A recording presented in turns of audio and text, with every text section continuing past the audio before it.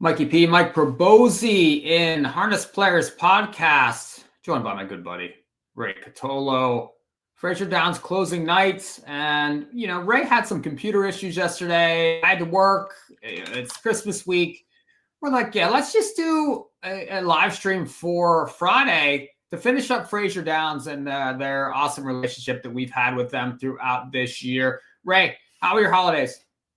Honestly, pretty good. I know that most people's holidays have been kind of tumultuous. People, lots of layoffs and stuff happening. But in light of all of that, and also me becoming what feels like the modern Prometheus, trying to take computer powers from the gods and constantly getting stabbed in revenge, it was nice to spend some time with some family. Had a nice meal. It was just. I feel like able to really enjoy the spirit of the season for the first time in quite a while. And we got Fraser to cap the year. And we kind of touched on it on the previous episode, which Mike wasn't there for, but we know he listened because he does not miss a Fraser beat. We're only going to be out of Fraser for a month because 2025, their dates got approved. You can expect racing from British Columbia back as soon as February of 2025. How about Fraser last night? They did some legitimate handle last night. I was checking it this morning. They had 9 races last night. They did 349,000. So that is a really nice chunk of handle for a Fraser Thursday night. Well, they're going to finish strong, and they have Contest Jockey also tonight.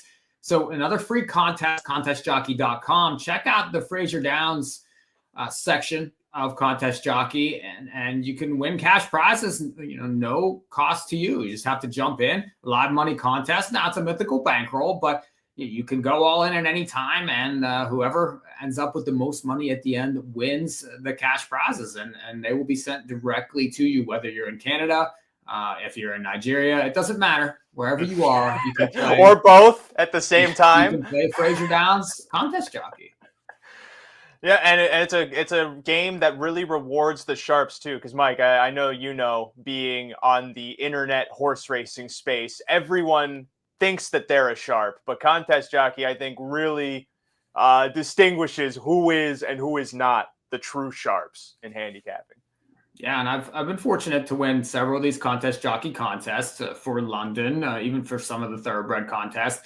But the Fraser Down contests are certainly very difficult. There's over 300. There were over 300 last night in that contest. So jump in and get involved. And it's just one more thing to, kind of interact with the races, interact with some of the people that are playing the races. They have a chat feature on there. You can kind of, talk some trash or, make comments about the contest. So I really love the Contest Jockey website, the format, and lots of Contest Jockey to look forward to for next year.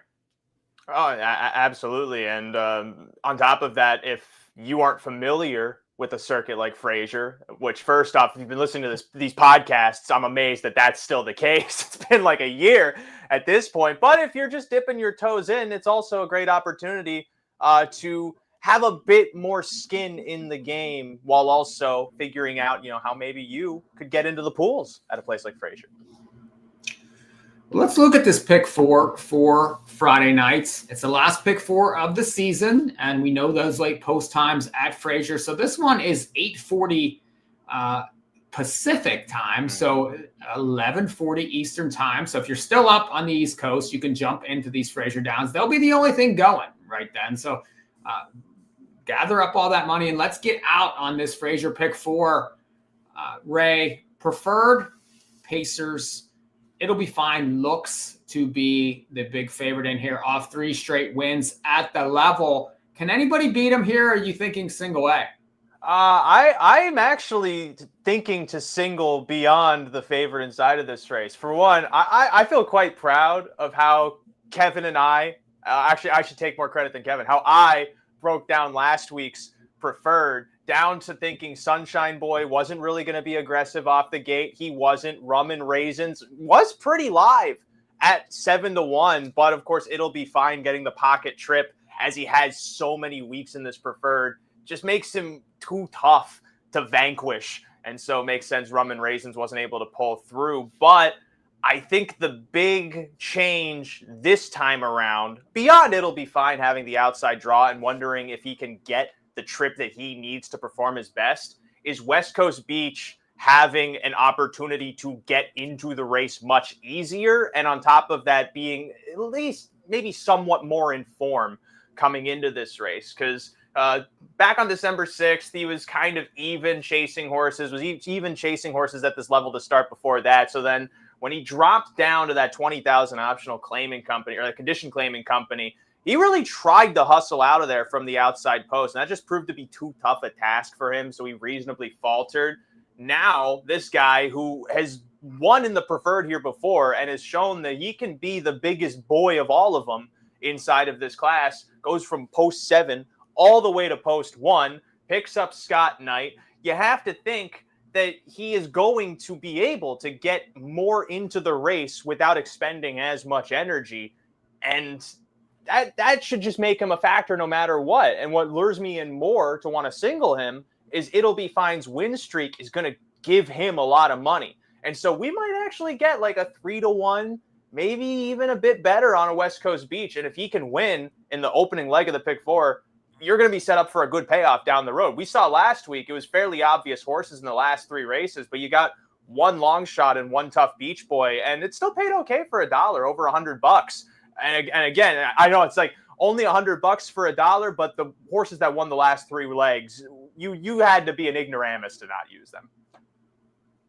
Well, value is very subjective, and if you can get one price in these pick 4s, you know, the payout obviously goes up exponentially. If you can get a couple prices, then you can really make a nice score in these harness pick 4s. So, and the pick 4s, the pools have been usually over $10,000. Well, for a harness pick 4, that if it's not Meadowlands or Mohawk, you're not going to get that most places. So these Fraser Downs pick 4s are legitimate and definitely worth playing, especially here on a Friday night when there's not much going on. I agree with you that West Coast Beach will be involved. I'm just curious that how many other horses will be involved here, especially given that it's closing night. Sunshine Boy gets a new pilot here, and we know how good that Phil Gespet is at Fraser. He's 36%, so he's going to be involved. And they took him off the pace last week. He kicked 28-1. I mean, this horse has 20 wins the last 2 years. I think he's 2-1 morning line. He's going to be higher than that in this race, I believe. And you know, It'll Be Fine's going to be favored. I think West Coast Beach takes money. Rum and Raisins probably will take a little bit of money. You know, One Tough Beach Boy comes off a win, so he could. I know he's stepping up, but he could see a little bit of money in this race. I'm going to use Sunshine Boy. I'll use It'll Be Fine. I'll be against West Coast Beach because I think he's going to face a little too much pressure from the inside and not really get his trip. Rum and Raisins is interesting. New pilot for him also. So this is going to be an interesting race. I think they could mix it up, and the result could reflect some chaos. I think I have to fundamentally disagree if I'm singling a horse. Just because if I'm singling a horse, I feel like it's a pretty you're singling a price, though. I mean, he's going to be the third choice in here, probably. Sure, but I mean, in my mind, some of these other races, like we'll even talk about the next race, I think that one's going to be a bit chalkier too. So the opening leg is probably one of your better opportunities to try and slide a higher price horse into the sequence. That has a good chance to win because, again, I'll also note It'll Be Fine wins almost exclusively off of pocket trips. Those are harder to execute when you are the outermost horse in a race, because most of the time, if you're leaving, you're the last one to the front. And sometimes people don't want to take the front from you. They won't want a quarter move. Not everybody's a Dave Filone. So if It'll Be Fine gets alone on the lead, that could speak to what you're saying. It's a different race. I don't know if I want to take Sunshine Boy because he is an exclusive front type with that outside draw. But on the positive side too, horses that go that kind of like conservative race coming into another race, they tend to do better. They tend to improve. I felt like just given the amount of times he was going forward at the preferreds, it made sense for him to want to go a bit of a softer trip, especially with where he drew. And so, I mean, to your point, maybe he gets more involved then, but just price-wise, I feel like West Coast Beach is too good to pass up, and the outside two are inherent underlays. Good race to start that late pick for Friday night at Fraser. Well, the second race is an 8-claimer. I know that you were into Bay Street Buddy last week. He ended up the favorite, ended up winning over Light My Shadow. Who gets it this week? You said you thought it would be more formful here. Can you make a case for anyone else? I can't. I should say I canack because I think the race goes through Rebecca entirely. Bay Street Buddy puts forth the types of efforts where it's kind of hard for you to imagine how anyone can beat him, because a lot of times he can go first up. He can power forward, and those are aggressive types of moves that not a lot of horses are capable of. And so you always have to make note of when a horse has that ability to just thrust themselves into the comp and to the lead in a stage of the race, like, the middle or to the final turn, because that's where a lot of horses start to flounder and they start to give up. It kind of shows a bit of tenacity. He makes sense to be the favorite inside of this race. I unfortunately use both of the Canac horses because I think what puts Light My Shadow potentially more into the race is the driver change to Giesbrecht. I was wondering how, nothing against Tyson Jacoby, but David Hudon was usually driving the horse, fresh set of hands. Sometimes, there might be a bit of a learning curve in terms of comfort with driving the horse, or like just being able to get the optimal performance out of the horse. And Giesbrecht, every time he's come to Fraser, at the very least, he's shown that he does have those fresh hands that can kind of pick up the slack without really knowing too much, being at 36% and mostly doing most of his work out in Alberta. But Like My Shadow is going to be forward. If he doesn't last, then most likely Bay Street Buddy is going to push by. I don't really see any of these other horses doing a whole lot here, especially if you look at like who the other horses up towards the front might be. Like, Keeps Getting Better. He's a 155 type, and the horses to the inside of him, they can go faster than that if the race sets up that way. So I think most of this field is against the 8-ball with the Canac entry. It's just kind of tough to tell if one is worth using more than the other. And I think since I single West Coast Beach in the first leg, I can be afforded to be a bit wishy-washy between the two of them here. Yeah, I think I might single Light My Shadow here. Last time was a drop. Now you get a driver switch. He's going to be in front. Bay Street Buddy was bet last time, was able to grind him down, but that was the first win in a while. So now he's probably going to be an even bigger favorite. And I just think the Light My Shadow gets the jump. Another one loves to win at Fraser. This is 42nd start of the year. He had 41 last year. Well, let's see if he can get the 11th win. He definitely has a pace edge. And some of these others really, depending on what the Ford does here, if he takes back again, so much better as far as the scenario for the 3 Light My Shadow. I just like that horse. I think that he's a fantastic, can win with any type of trip at Fraser type. So I like him a lot. If I would back up, I would maybe try Major Winker, just because his last couple have been even, but he's proven at the level. He can go forward sometimes. He might end up in the pocket here. Bay Street Buddy really sometimes could show early speed, but has been going from off the pace recently. I do think that one could trip out here, and it's the top connections. Marino, Scott Knight, maybe a wake up is in order, and 10-1 morning line would really upset this late pick 4. So I like My Shadow, but if you're going to back up, maybe a little Major Winker there. I was hoping Major Winker would do exactly what you were saying last week, and since he didn't, I just have not left much to the imagination on him as the third leg. The third leg is an equally tricky price proposition, because you again have Canac and Giesbrecht teaming up with the morning line favorite and Airline Pilot. For you, 2-1 on the morning line, inside draw. Most recent win was off a pocket trip. Do you see that pocket trip win? And despite the draw, just go, I don't know that I really want to lean in on this horse, because he got the best trip you could possibly get. Like, he's supposed to win in that situation. That's 5 claimers, right? So these horses go in and out of form quite a bit. Now, he's won 7 times, whereas the 2 this year has 0 wins. So some of the others have minimal wins. The 3 has 2 wins. The 4 has 3 wins. So he's probably the most winningest type as a 4-year-old this year, and he comes off a win. But, I mean, they don't exactly fly home at this level. I'm interested in the 7 with the interesting name, Chuck U. Farley.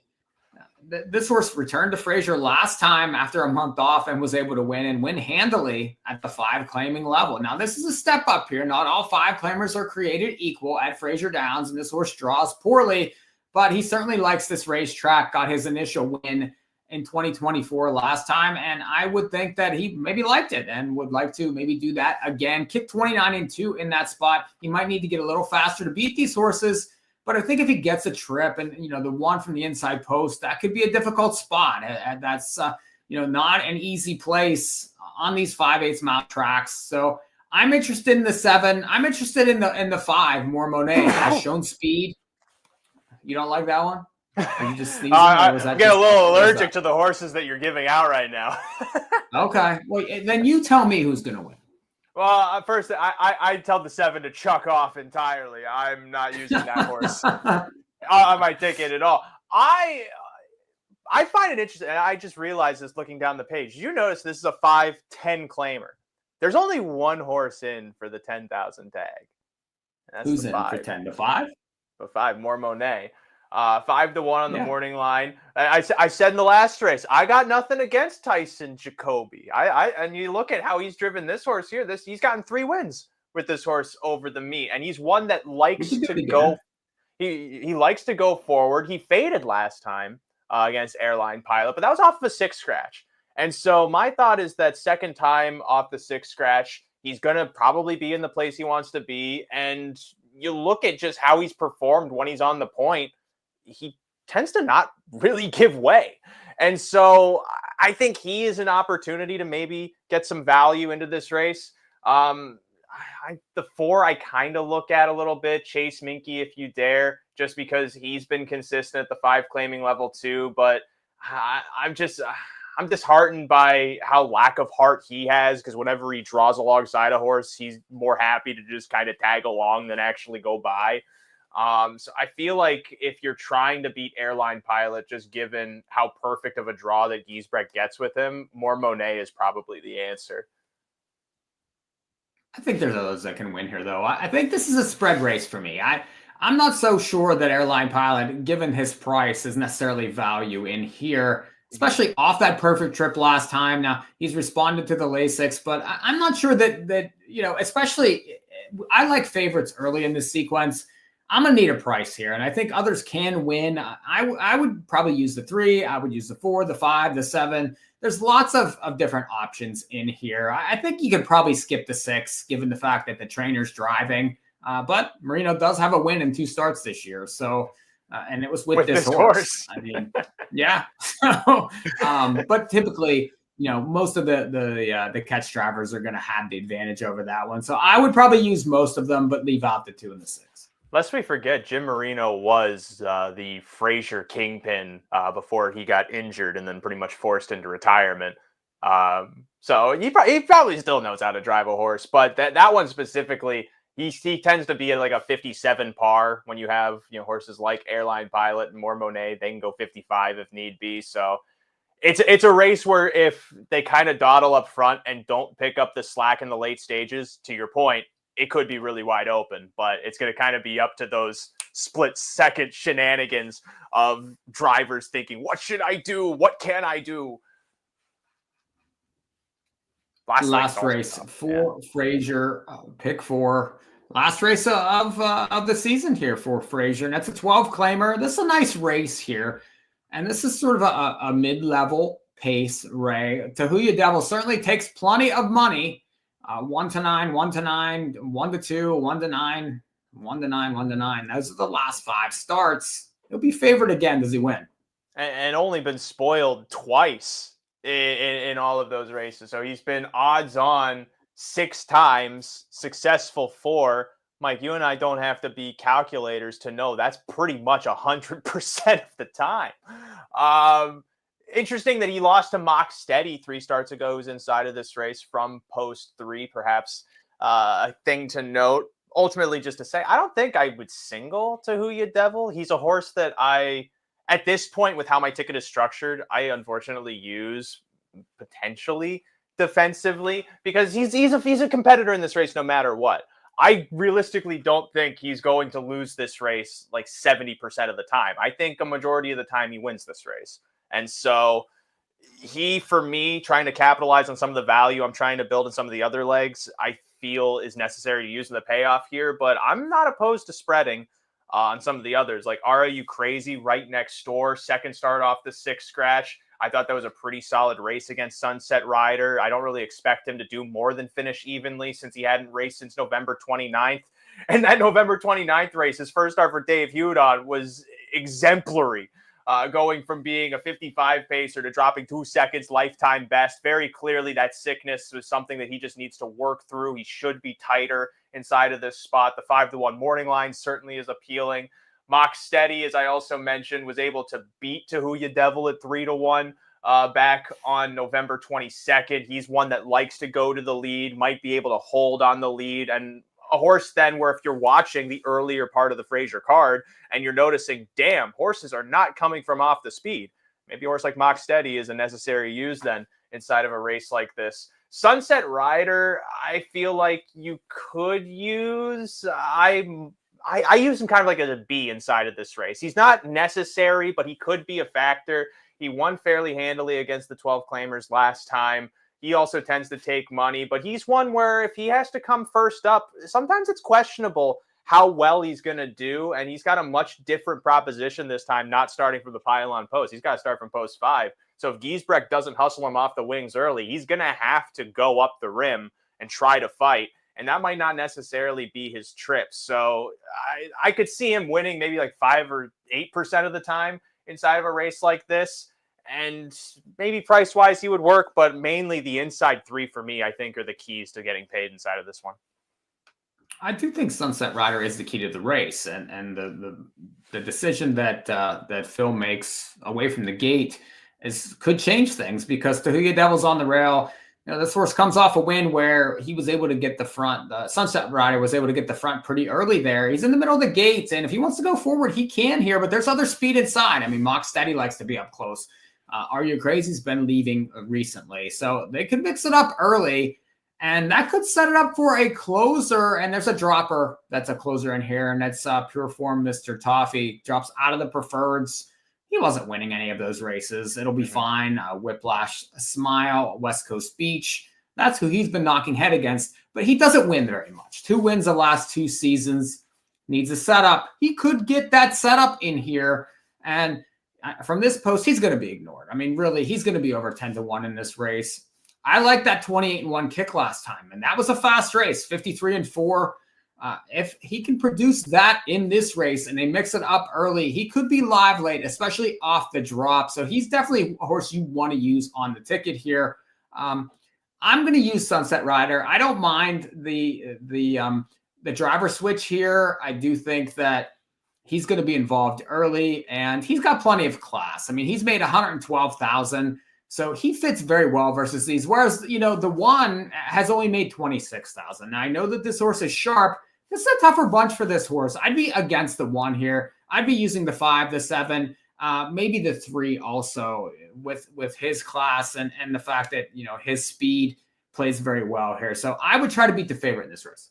Yeah, Pure Form Mr. Toffee definitely is an interesting one.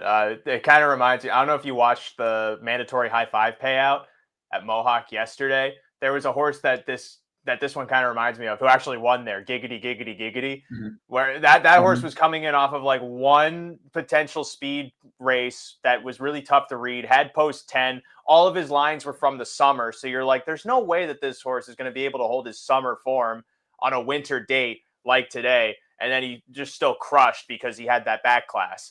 And so to that point, Pure Form Tough to Mr. win Toffee, from the 10 post too with a 12-horse field at Mohawk. Not easy to win. Yeah, no, Borth had to really blast that guy. And then on top, and then he got a perfect trip because Trevor Henry had the speed. And so he had to go take the lead. And basically then Giggity, Giggity, Giggity, he could recuperate. But to your point, Pure Form Mr. Toffee does have that class. And even like in the prefers and stuff on this show before, I believe you and I have said many times, if this horse was in like one class lower, then he probably would be a factor. And here he is now in a class lower. The post isn't necessarily right. The race probably isn't going to shape exactly to how he performs his best just off the lines we know. But the class emerges in ways that we can't necessarily predict. And so you can see horses that when they're in that unusual spot, if the setup is correct, they wake up because they have that back class. And so maybe there is an interesting angle to that. I hadn't really thought about if this race would be like speed heavy to bring the closers in. But that's certainly something I would even think about on my ticket. Well, that's a nice pick for to finish up Fraser, and we do appreciate the relationship with Fraser Downs and Don Lupo out there. She'll be, I'm sure, putting out plenty of content for this, this last night. So check out the Twitter feeds for Fraser Downs and some of the content that they're putting out. Ray, final thoughts for Fraser, and as we head into the new year, you usually have something for us. So here you go. The floor's yours. Well, my final thoughts are anything but final. We're gonna continue looking at the best harness racing that the world has to offer, and I do mean the world.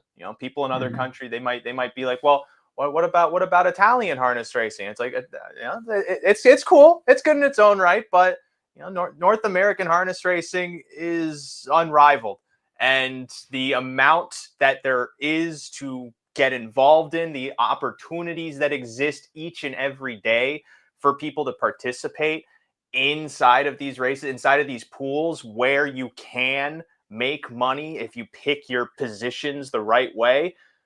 There truly is, there is not a game like this. And it's sad that all these billions of dollars are going into sports betting because everybody wants to just bet off their debit cards on their phones, when you have something where if you can be methodical, be disciplined, actually engage with what the sport truly is, you can not only have the opportunity to make a couple of bucks with what you do, but also you can get a reward that's like beyond the monetary of it. I know for me, Mike, and you too, Mike, there's something rewarding in just being able to look at a race, watch how the horses race, play into the psychology of the drivers, the strategy of how it all works. And you're just watching all of that unfold in real time as many times as you want, because they go from dawn till dusk. There's always racing. And so it's nice that in 2025, we're going to have more racing. We're going to continue here on In the Money Media with coverage of the very best harness racing in the world. And more than likely, I'm going to give out garbage horses and piss more people off. So that's going to be something else to look forward to. Yeah, certainly we love the puzzle of racing, and I love the horses. I love just the every day that it brings something different. There's just so much to like about this game, and as soon as that you do get hooked on it, it's really impossible to look away. So it's just something that has been a part of my life for a long time, going on 30 years now, and we've been doing this together probably for over 10 years now. It's getting close to a decade. Yeah. So it's, and we're going to keep rolling. We thank In the Money Media. We thank Fraser Downs for, their continued sponsorship. Can't wait for 2025. And we look forward to more Harness Players podcasts in the future. Until then, we'll see you guys next time. Enjoy Fraser tonight. Hit Contest Jockey for that free contest. We'll see you next time.